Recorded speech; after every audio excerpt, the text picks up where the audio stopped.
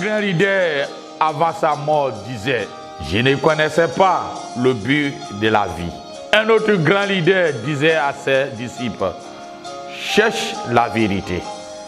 Un autre grand leader de la masse disait à ses fidèles, avant sa mort, je ne suis pas le chemin. Mais Jésus a dit, je suis le chemin, la vérité et la vie. Nul ne vient au Père que par moi. Le baptême d'eau et ses controverses. Le baptême d'eau et ses controverses, qui fait partie des défis de l'Église durant du 1er au 4e siècle et qui continue même jusqu'à nos jours. Bien avant Jean-Baptiste, l'eau était souvent utilisée pour le nettoyage régulier, mais aussi pour nettoyage rituel dans les Mésopotamies, c'est-à-dire la région située Asie occidentale entre le fleuve Tigre et Euphrate. C'est un endroit brillant, foyer de civilisation dans les 5e millénaire avant Jésus-Christ. Au fil du temps, en Mésopotamie, l'eau était accordée ou soit d'abord sanctifiée, puis aspergée sur une personne. Premièrement, c'était des rituels. Au fil du temps, on asperge sur des personnes comme une sanctification. C'était un rituel de purification aussi pour la préparation des rites principaux. La purification se fait à l'extérieur, loin du lieu sanctifié ou du temple, avant de rentrer dans le temple après la purification. Dans la civilisation égyptienne, les bébés étaient lavés dans l'eau pour éliminer l'impurité du utérus. Il n'a pas été clair si les bébés étaient immergés ou simplement aspergés. Dans le monde grec, à son temps aussi, il existe des preuves que se baigner dans un certain sanctuaire, c'est-à-dire piscine, accorderait immortalité. Cependant, le plus souvent, l'eau est utilisée pour la purification en vue d'un rituel ou une vaste et plus aussi des choses spécifiques. Revient sur la loi mosaïque. L'eau était utilisée pour nettoyer des gens et des choses. Il s'agit de la purification. Purification. Regardez 2 Rois chapitre 5 où il parle le prophète Élisée parle à un homme, un chef de l'armée, en lui disant d'aller se jeter, tremper cette fois dans l'eau pour nettoyer ses plaies. Pour nettoyer ses plaies. Ça fait partie de la tradition mosaïque. En quoi c'est le baptême chrétien qui est différent? Lorsque nous étudions les différents rituels liés à l'eau, avant le récit évangélique de Jean-Baptiste, il s'agit généralement des rites de purification ou d'initiation. Lorsque nous lisons Lévitique chapitre 16, verset 4, 22 et verset 24. Les archéologues nous apprennent que les Juifs, avant ou après Jésus-Christ, accomplissaient des cérémonies dans l'Ancien Testament concernant le lavage dans des conteneurs qu'on appelle les mikvahs ou bien les mikvés. Le mikvah était comme une baignoire, mais avec l'eau qui rentre et sort. C'est comme le baptistère que nous avons dans nos églises. L'eau rentre et sort. Et ceci était courant dans la communauté essénienne de Qumran. Mais ils ont été découverts aussi ailleurs. C'était aussi découvert ailleurs en Israël. Il était souligné aussi que Jean-Baptiste a grandi dans le désert de Judée, très près, pas loin de la communauté Qumran. C'est un sujet qu'il a vécu pendant un certain temps, selon l'historien Joseph. C'était probable même qu'il est certain qu'il était au courant de la signification des différents types de l'eau comme initiation, purification. Le plus gros problème avec ce point de vue sur l'origine du baptême est qu'il n'y a aucune preuve qu'il existe dans le judaïsme qu'après le début du christianisme, Dieu lui-même. Jean-Baptiste est mentionné dans l'évangile les récits de la vie, de la mort et de la résurrection de Jésus. Selon la tradition biblique, il a employé ou envoyé pour préparer le chemin pour notre Seigneur Jésus-Christ. Jean a appelé la communauté juive à se repentir de ses péchés, peut-être à l'aide des obéissances de la loi mosaïque, et à se faire baptiser pour la repentance, comme Luc 3, verset 3 nous fait comprendre. Avant la mort même et la résurrection ainsi que l'ascension de notre Seigneur Jésus-Christ, le baptême était davantage une préparation du cœur avant la mort, la résurrection et le retour de Jésus au ciel. Le baptême d'eau était davantage une préparation du cœur. Jean-Baptiste déclarait la venue de Christ et appelait à la repentance avant que Christ ne vienne lui-même baptiser du Saint-Esprit, avant que Christ vienne les baptiser du Saint-Esprit et du feu.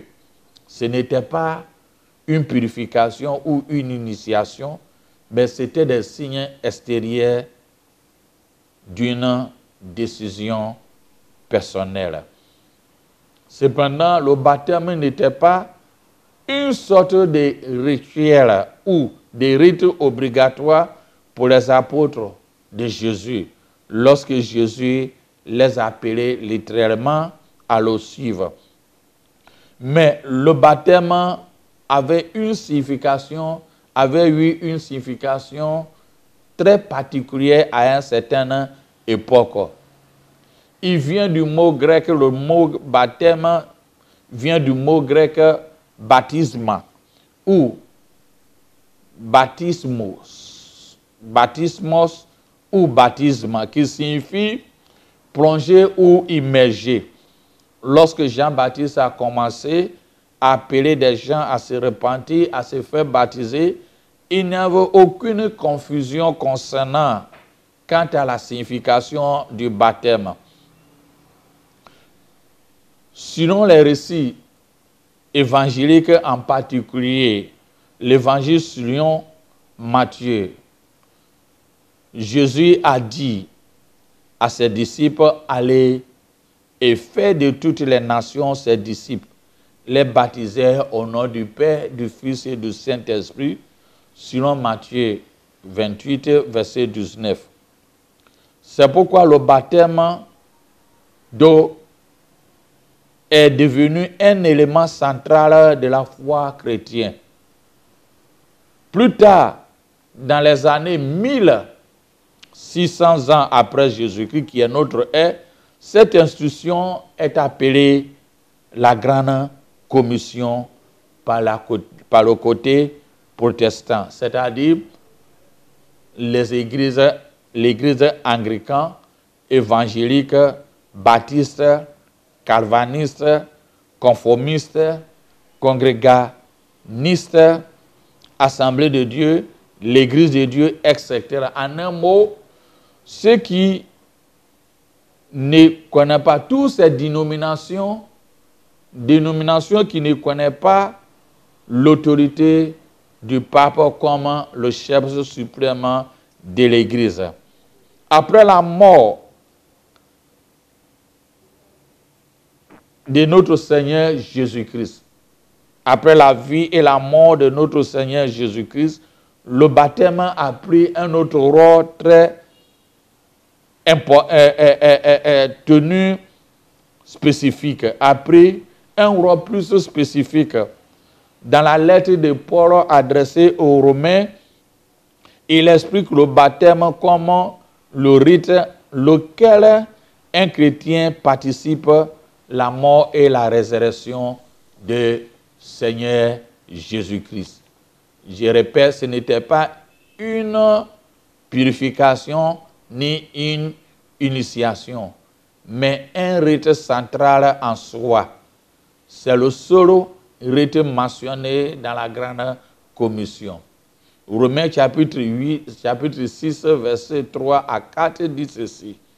Ne savez-vous pas que vous, qui avez été baptisés pour Jésus-Christ, c'est en relation avec sa mort que nous avons été baptisés. Nous avons donc été ensevelis avec lui par le baptême en relation avec sa mort, afin que comme Christ a été crucifié par la puissance glorieuse du Père, nous aussi, nous menions une vie nouvelle. Je répète, comme Christ a été ressuscité par la puissance glorieuse du Père, nous aussi, nous menions une vie nouvelle. Pourquoi Jésus était baptisé? Jésus n'avait pas besoin du baptême de repentance des gens. Lui qui est sans péché, ni d'un don, mais il est un don, ni un don de l'Esprit, puisque lui-même, il est le Fils de Dieu. Depuis toujours, et il possède donc l'Esprit en plénitude. Mais parce que Jésus s'est solidarisé avec nous et nous fait un don du baptême. C'est lui qui baptise dans l'Esprit pour que nous soyons avec lui dans l'humanité ressuscitée. J'explique. Jésus, en se faisant baptiser, ensemble une nouvelle foi de condition humaine, embrasse une nouvelle foi la condition humaine. Il ne commet pas de péché. Il ne commet pas de péché. Mais il vient prendre le statut des pécheurs. Il vient en faisant baptiser, il vient prendre le statut du pécheur. C'est le premier acte de sa vie publique. Luc 3, verset 22 dit, durant le baptême de Jésus, le Saint-Esprit descend sur lui sous une forme corporelle, comme une colombe. Et une voix fit entendre du ciel ces paroles. Tu es fils, Bien-aimé, en toi j'ai mis toute mon affection. Durant du temps, le baptême ne posait pas un problème. Mais 100 ans après Jésus-Christ, un siècle après Jésus-Christ, il y avait le gnosticisme, les penseurs chrétiens ont discuté concernant le baptême. Ils disaient ceci: est-ce que le baptême était nécessaire pour le salut du péché, ou s'il s'agit simplement d'une démonstration publique de conversion du christianisme, le gnosticisme, au cours d'un siècle. Au cours d'un siècle, durant la méthode la méthode de baptême était simple. Jésus était baptisé par Jean-Baptiste dans le Jourdain.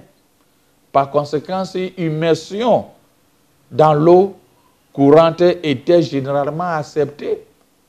Mais après ces siècles, la discussion a commencé par des penseurs chrétiens.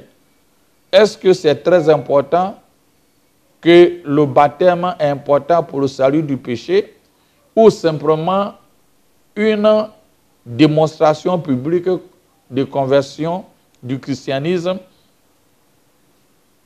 Il y avait un livre, et il y a un livre qu'on appelle Didache.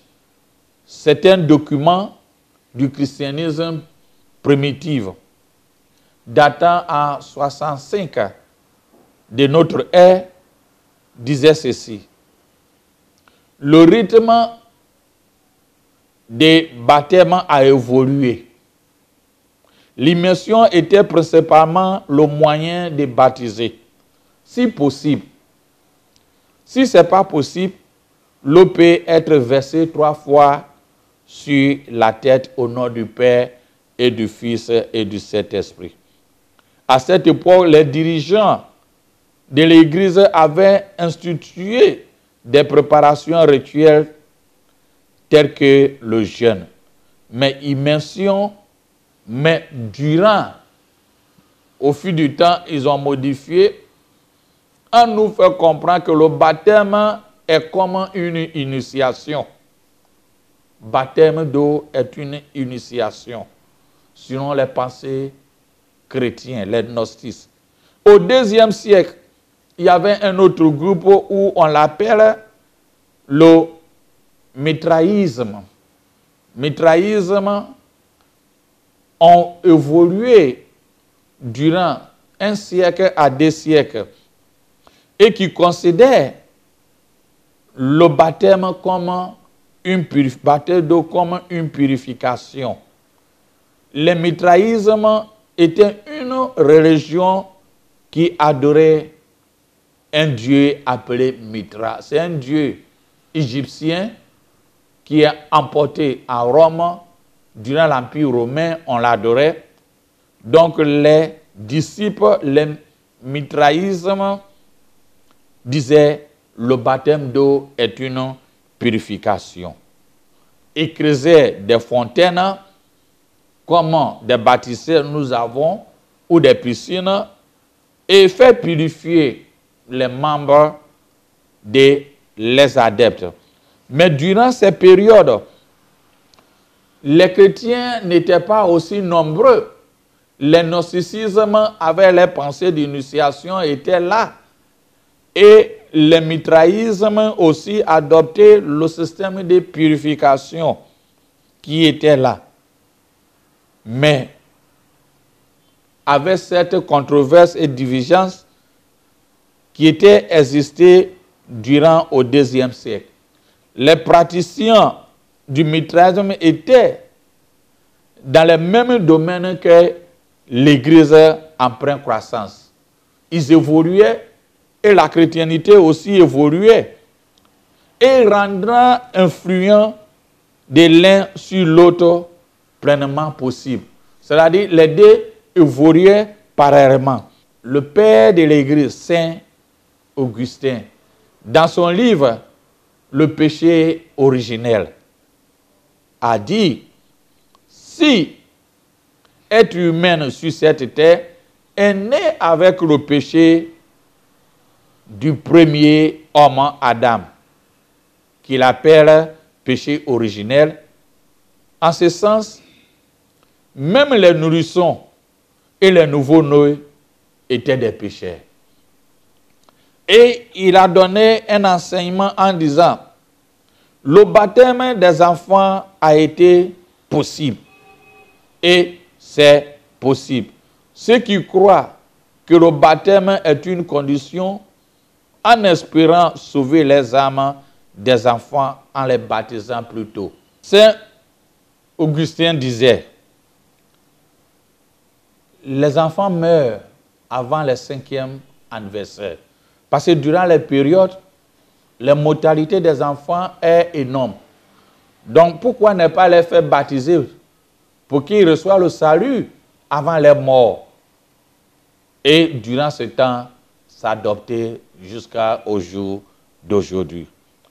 Mais au XVIIe siècle, lorsque Luther avait protesté contre la vente d'indulgence et délivrance du pape, qui réduit le séjour des purgatoires, c'est-à-dire lorsqu'il protestait contre la somme payée pour ne pas aller à l'enfer, pour que la punition que tu puisses avoir à l'enfer soit réduite, et il a protesté, alors il était excommunié. Mais Luther avait accepté aussi que le baptême des enfants est possible. Parce qu'il croyait la doctrine du péché originel, que baptiser ou baptême était nécessaire pour purification du péché. Mais durant le temps de Luther, il y avait aussi Ulrich Zwingli en Suède, un théologien et prêtre de Suisse, qui dirigeait un mouvement de réforme en Suisse, a dit, lui, il ne croyait pas au baptême des enfants. Il y avait Calvin au Gaulle, qui est en France, qui aussi dit, il ne croyait pas aussi des baptêmes d'enfants, mais lui, il a poussé en disant, si les parents sont déjà convertis, ils sont déjà saints, donc les enfants n'ont pas besoin du baptême. Il y avait un autre groupe qui était sorti. Après Luther, il y avait Zwingli, il y avait Calvin qui ont suivi. Après, il y avait un autre groupe qu'on appelle les anabaptistes, les rebaptiseurs, qui ont dit, il faut baptiser que les adultes. Donc ceux qui étaient baptisés à leur enfant ont été baptisés durant les enfants, à leur enfance, doit être rebaptisés. C'est pourquoi on les a nommés les anabaptistes ou bien rebaptisseurs. Mais au XVIIIe siècle, les réformes en Angleterre, qui étaient séparés de l'Église catholique en 1534, ont aussi accepté la doctrine du baptême des enfants comme ça fait partie des sacrements. Mais cette Église anglicane, il y avait deux sortes de groupes dissidents qui étaient sortis. Il y avait les puritains et les séparatistes. Les puritains ont cherché à nettoyer l'Église Angleterre de la corruption. Alors que les séparatistes ont d'autres volontés. Eux ont voulu créer des congrégations complètement nouvelles. L'autre cherchait à nettoyer, l'autre cherchait à, comment on appelle, a voulu recréer. Mais les séparatistes aussi en Angleterre, il y avait un autre groupe qui est sorti en Amsterdam, aux Pays-Bas, qu'on les appelait le mouvement mammonites. Les mouvements mammonites, qui étaient les anabaptistes, auraient très bien partager la doctrine avec les séparatistes. Les chefs, on l'appelle John Smith, a finalement prêché la doctrine du baptême des adultes et en faisant croire, nous fait comprendre la confession de la foi. Regarde le baptême. Le baptême, les gens considèrent comme des rituels, purification, initiation, condition du salut, repentance, conversion, préparation du cœur et participe de la mort et la résurrection de Jésus. Aujourd'hui, jusqu'à aujourd'hui, le baptême d'eau est un sacrement de l'Église sur les différents groupes religieux qui sont en désaccord. Le baptême des enfants est pratiqué pour certaines églises, tandis que pour certains, c'est des adultes. Pour d'autres, par immersion, pour d'autres, par aspersion. La question de savoir si le baptême est nécessaire ou non au salut fait partie d'un débat continu du 1er siècle après Jésus-Christ. Et c'est une longue histoire. Et détaillée du baptême montre comment le baptême continue d'être un point de discussion importante dans les différentes communautés chrétiennes jusqu'à aujourd'hui. Aspersion, immersion, baptême d'adultes, des enfants, c'est Christ qui peut nous départager. Acceptez ce que vos dénominations appliquent pour vous. Mais ce qui m'intéresse étant théologien est ceci. J'adhère Jean 3,16. Car Dieu a tant aimé le monde qu'il a donné son Fils unique, afin que quiconque croit en lui ne périsse pas, mais qu'il ait la vie éternelle. Paul et Silas aussi répondaient dans Actes 16, 31, en disant, crois au Seigneur Jésus et tu seras sauvé, toi et ta famille. Je crois que nous devons laisser ce qui alimentait des discussions inutiles et prêcher la bonne nouvelle. Et aussi souvent s'accorde de certains sujets très importants qui minent dans nos sociétés, au lieu que nous restons dans les divergences et de nos différences. On m'avait fait venir un message d'un pays où une chaîne américaine avait appelé, interrogé un parlementaire dans ce pays pour lui demander pourquoi ils n'ont pas accepté l'homosexuel. Et le parlementaire disait, nous avons sillonné dans 12 régions dans nos pays. Les chefs traditionnels, les rois et les confédérations nous ont fait comprendre que des siècles avant même que la colonisation arrive, ces choses ne font pas partie de nos coutumes, alors nous ne accepterons pas. Donc, ce qui a permis que la pression qui était mise sur le chef de l'État, si tu ne donnes pas, on ne peut pas vous donner de la politique financière, tout cela, puisqu'il a la masse derrière lui, et finalement, ils ont fait annuler ça pour le moment. Mais ce qui m'a choqué est ceci. Le parlementaire n'est pas dit, nous avons sillonné la région et voir les communautés chrétiennes, parce qu'ils savaient que parmi nous, il y a des divergences, d'autres sont des PD, d'autres acceptent, d'autres font des baptêmes, d'autres ainsi de suite.